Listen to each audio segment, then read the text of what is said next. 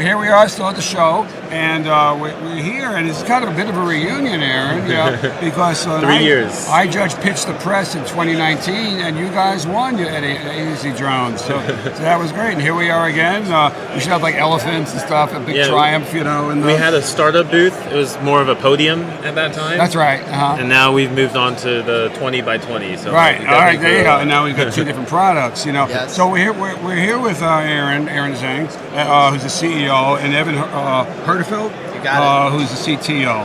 And again, you've got these two new products. So I don't know, why don't you take the winch and you take the platform, or vice versa? Sure. Okay. So the new product, the RDS2 Rapid Delivery System Mark II, it's an evolution of our Mark I. So the Mark I we launched last year. We learned a lot from it. So that Mark I, the main issues we were targeting is privacy and noise concerns. So delivering from altitude quickly and safely. And so with the Mark II, we've taken that and took it beyond the 2 kilo payload capacity that it was limited to. Now it can deliver up to 10 kilos or 22 pounds. Right. And also, the big part about the Mark II RDS2 is that you can use any box. So any off-the-shelf box, we can deliver box with agnostic. it. Box agnostic. Right. We can fit into an existing logistics infrastructure. So very flexible, using off-the-shelf packaging materials you can just deliver right away. Great.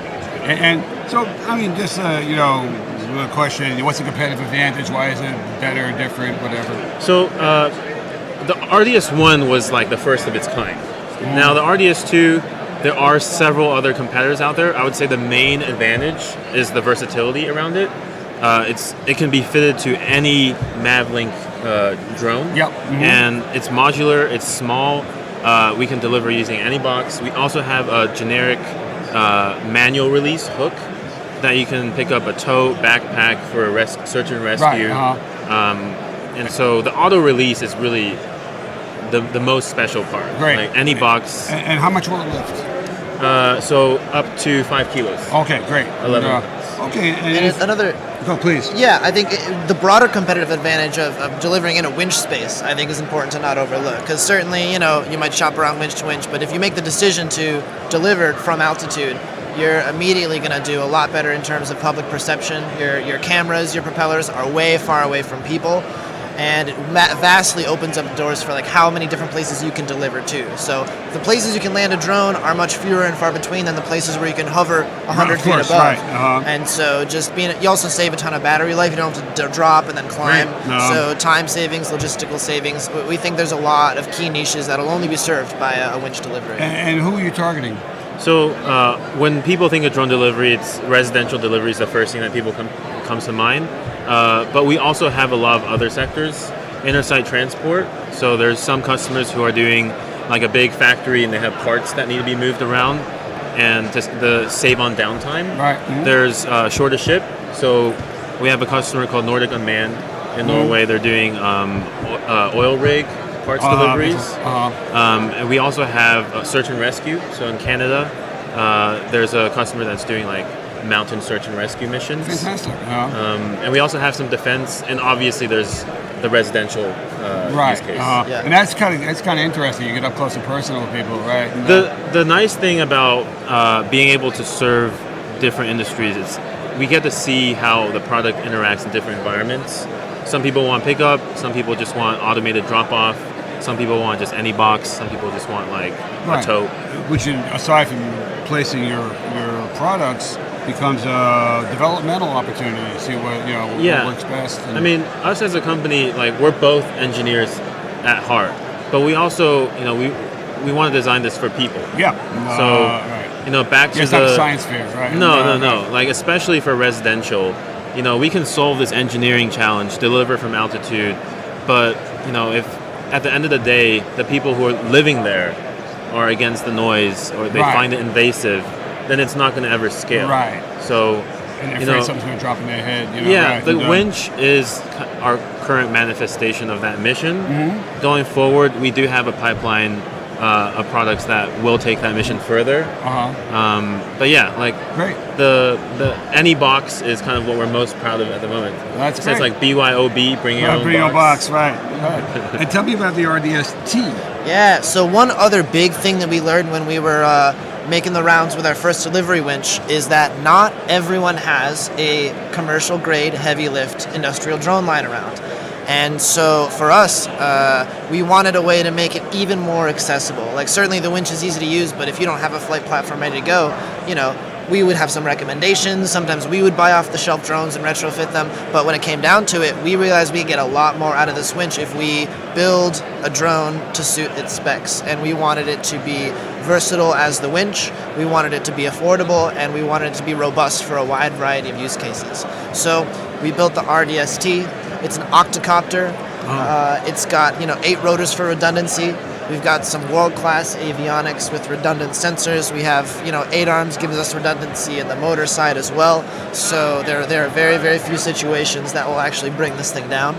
And as far the cargo bay is a huge thing for a delivery company, especially one that's trying to facilitate lots of different boxes.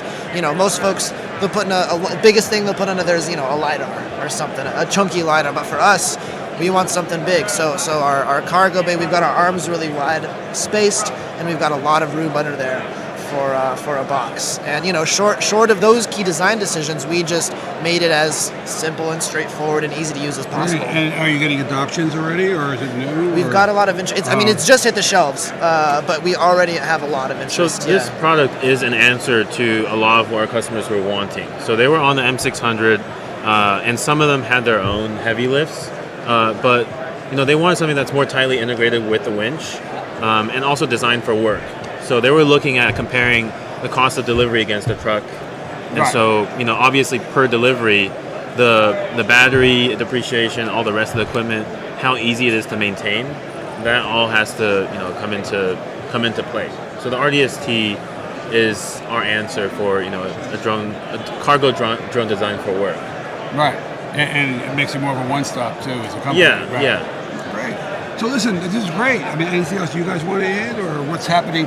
Oh, I have a question for you. I've been asking everyone I've talked to. What's the landscape look like 2 years from now? In what industry? Like what vertical? Right. Well, in your either the trend line in general in your the vertical, or product development is what you have. Okay, so we tend to focus more on the product, and we don't like to think too much about the restrictions from regulations. Obviously, our customers will ask us that, but we look at the more broader issues at core, such as not only the technical ones, performance, but also the broader consumer protection and adoption issues. So how can more people accept this? I think in 2 years, certainly residential is going to be more and more prevalent. I do think that intersite transport is going to be pretty common. You'll see a lot more cargo drones on industrial bases, maybe shipping ports, airports, warehouses, factories. That's for sure, because we know that already right now, that's becoming it's a pretty easy equation for them to solve. Like they'll save this amount of money if they make this investment. So I think in 2 years, certainly those two areas will grow a lot. Search and rescue. Recently, there was a flood in Pakistan.